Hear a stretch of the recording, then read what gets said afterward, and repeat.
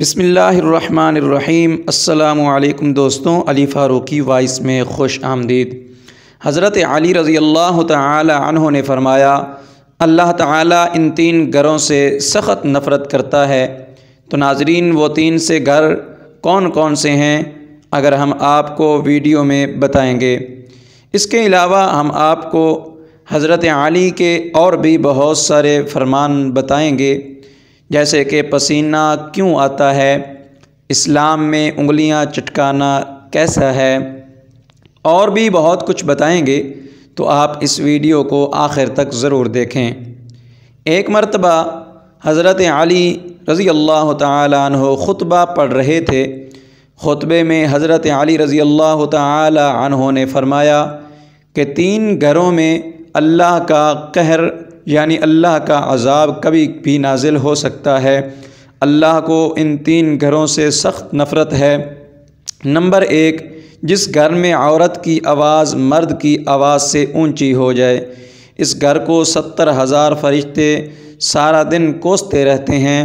ہماری ماں اور بہنیں اس بات کا ضرور خیال رکھیں کہ کبھی بھی اپنی آواز اپنے شوہر کی آواز سے اونچی نہ کریں، کیونکہ جس گھر میں یہ سب ہوتا ہے اس گھر کو 70,000 فرشتے سارا دن کوستے رہتے ہیں، اور اللہ اس گھر میں کبھی بھی عذاب نازل کر سکتا ہے۔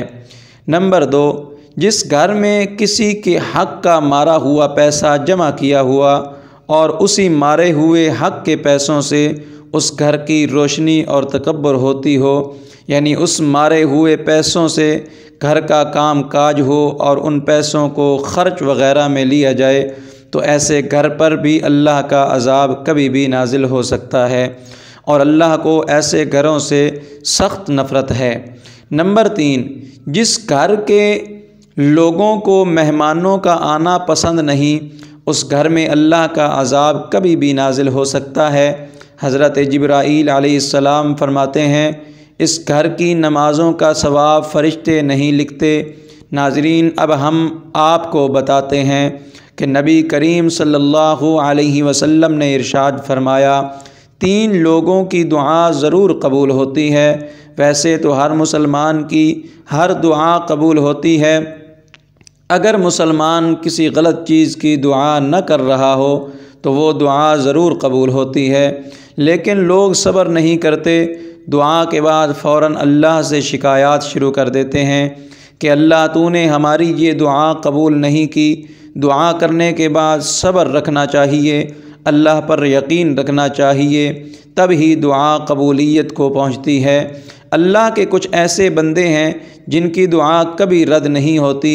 حدیثوں میں مختلف موقعوں پر یہ بتایا گیا ہے کہ اللہ کا فلاں بندہ، اس کی دعا ضرور قبول ہوتی ہے، لیکن حدیث میں ہے کہ نبی کریم صلی اللہ علیہ وسلم نے ارشاد فرمایا کہ 3 لوگوں کی دعا ضرور قبول ہوتی ہے، کبھی رد نہیں ہوتی۔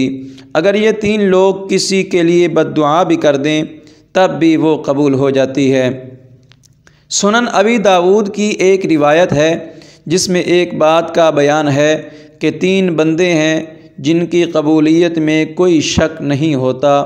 سب سے پہلی دعا مظلوم کی دعا ہے۔ مظلوم اگر کوئی دعا یا بد دعا کرے تو اللہ تعالیٰ اسے فوراً قبول کرتا ہے، اس لیے کسی کے اوپر ظلم نہیں کرنا چاہیے۔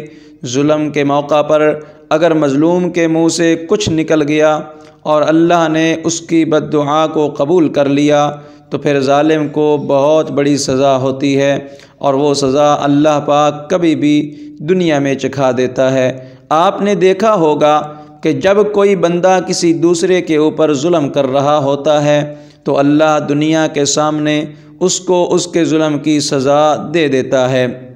دوسرا شخص جس کی دعا ضرور قبول ہوتی ہے وہ ہے مسافر۔ اب اگر بندہ اچھے کام کے لیے سفر کر رہا ہے تو یقیناً اس کی دعا قبول ہوگی، خصوصاً دین کے لیے سفر کر رہا ہے تو ایسے لوگوں سے دعائیں کرانی چاہیے۔ ایسے لوگوں کی دعائیں ضرور قبول ہوتی ہیں، اور ایسے لوگوں کی بد دعا نہیں لینا چاہیے۔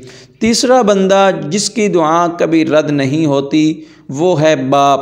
باپ کی دعا اولاد کے لیے، باپ کی دعا کا خصوصاً ذکر کیا گیا ہے کہ باپ کی دعا اولاد کے لیے کبھی رد نہیں ہوتی۔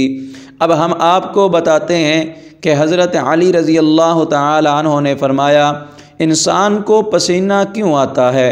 حضرت علی رضی اللہ تعالی عنہ کی خدمت میں ایک شخص جو اپنے علاقے کا امیر انسان تھا آیا اور عرض کرنے لگا، یا علی میں بیمار رہتا ہوں، اللہ نے مجھے خوب دولت دی، اچھا کھاتا ہوں، اچھا پیتا ہوں، لیکن یہ بیماریاں مجھ سے جدا نہیں ہوتی، کیوں؟ بس یہ کہنا تھا۔ تو حضرت علی رضی اللہ تعالی عنہ نے فرمایا کہ اے شخص، جب آدم علیہ السلام اور ان کی بیوی حضرت حوا جنت میں تھے تو نہ درد تھا، نہ پسینہ تھا، نہ تھکاوٹ تھی، لیکن جب حضرت حوا اور حضرت آدم علیہ السلام نے اللہ کی نافرمانی کی تو اللہ نے ناراض ہو کر حضرت آدم علیہ السلام اور حضرت حوا کو جنت سے نکال دیا، اور یہ فرمایا کہ ایک محدود وقت تک آدم ذات امتحان دیں گے، اور پھر جب وہ یہ ثابت کر سکیں کہ وہ جنت کے قابل ہیں یا دوزخ کے تو انہیں اس جگہ سے نوازا جائے گا۔ حضرت حوا علیہ السلام سے کہا کہ تو درد سے بچے جنے گی تاکہ آنے والے انسان یہ سمجھ لیں کہ زندگی کا اصل نام امتحان ہے، اور حضرت آدم علیہ السلام سے کہا کہ اے آدم تو اپنے پسینے کی کھائے گا، جو غذا اسے انسان کی بیماریاں ہوتی ہیں اللہ کے کرم سے وہ پسینہ نکلنے سے ختم ہو جاتی ہیں۔ اے شخص، تمہارے پاس بہت دولت ہے، تم کھانا کھاتے ہو لیکن اپنا پسینہ نہیں نکالتے، تم محنت نہیں کرتے، جاؤ جیسے تم کھانا کھاتے ہو ویسے ہی اپنے جسم سے پسینہ نکالنے کی عادت بنا لو، دیکھنا تمہاری بیماریاں جدا ہو جائیں گی انشاءاللہ۔ ناظرین، اب ہم آپ کو بتاتے ہیں کہ اسلام میں انگلیاں چٹکانا کیسا ہے، اور اس کے بارے میں نبی کریم صلی اللہ علیہ وسلم نے کیا فرمایا ہے۔ انگلیاں چٹکانا مکروہ ہے، اور یہ مکروہ تنزیہی ہے، یعنی انگلیاں چٹکانے کو شریعت پسند نہیں کرتی، لیکن پھر بھی یہ گناہ کا کام نہیں ہے، اور نماز میں انگلیاں چٹکانا مکروہ تحریمی ہے۔ ابن ماجہ کی روایت ہے کہ رسول اللہ صلی اللہ علیہ وسلم نے ارشاد فرمایا، نماز میں اپنی انگلیاں نہ چٹکایا کرو۔ رسول اللہ صلی اللہ علیہ وسلم نے ارشاد فرمایا، انتظار نماز میں انگلیاں چٹکانے سے منع کیا ہے۔ مزید ایک روایت میں نماز کے لیے جاتے ہوئے انگلیاں چپکانے سے منع فرمایا ہے۔ ان حدیث مبارکہ سے یہ 3 احکام ثابت ہوئے ہیں۔ نمبر 1، نماز کے دوران، نماز کے لیے جاتے ہوئے، نماز کا انتظار کرتے ہوئے انگلیاں چٹکانا مکروہ تحریمی ہے، یعنی اگر حالت نماز میں انگلی چٹکی تو وہ نماز دہرانی پڑے گی۔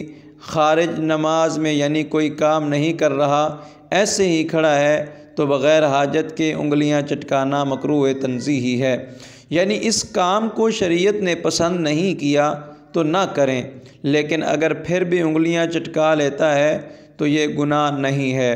اور خارج نماز میں کسی حاجت کے سبب یعنی انگلیوں کو آرام دینے کے لیے انگلیاں چٹکاتا بلا کراہت جائز ہے، لیکن پھر بھی اس سے بچنا چاہیے جتنا ہو سکے۔ اللہ سے دعا ہے اللہ عمل کی توفیق عطا فرمائے۔